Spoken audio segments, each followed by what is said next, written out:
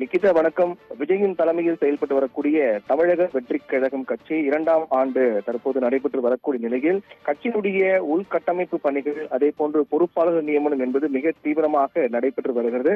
குறிப்பாக கடந்த பிப்ரவரி 2ஆம் தேதி என்று 2ஆம் ஆண்டு தொடக்க விழா நிகழ்வையொட்டி சிறிய அளவிலான ஏற்பாடுகளுடன் அந்த நிகழ்ச்சியானது நடைபெற்றது.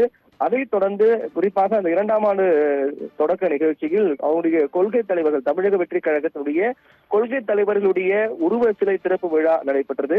இருந்தாலும் இன்னும் இந்த விழாவை மிக சிறப்பாக நடத்தப்பட வேண்டும் என்று திட்டமிடப்பட்டதன் அடிப்படையில் ஒட்டுமொத்தமாக வருகின்ற இந்த 26ஆம் தேதி அன்று தமிழக வெற்றிக் கழகத்தினுடைய செயற்குழு பொதுக்குழு கூட்டத்துடன் சேர்ந்து அந்த 2ஆம் ஆண்டு விழாவையும் சிறப்பாக நடத்தலாம் என்று முடிவு செய்யப்பட்டிருப்பதாக கூறப்படுகிறது.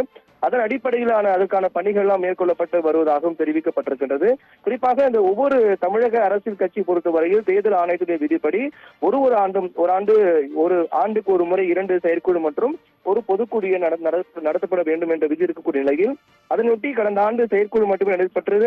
அதன் தொடர்ச்சியாக இந்த ஆண்டுக்கான அந்த செயற்குழு மற்றும் பொதுக்குழு கூட்டத்தை நடத்தப்பட திட்டமிட்டிருப்பதாக கூறப்பட்டிருக்கிறது.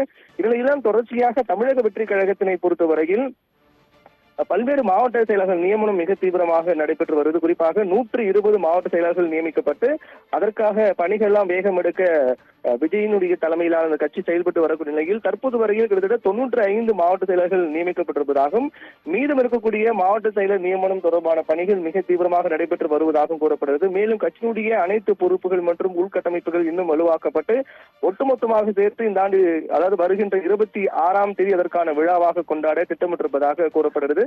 அந்த விழாவில் தமிழக வெற்றிக் கழகத்தினுடைய செயற்குழு பொதுக்குழு மற்றும் 2ஆம் ஆண்டு விழாவையும் சேர்த்து பெரிய அளவில் கொண்டாடுவதற்கான திட்டங்கள் தீட்டப்பட்டு வருவதாகவும் கூறப்படுகிறது.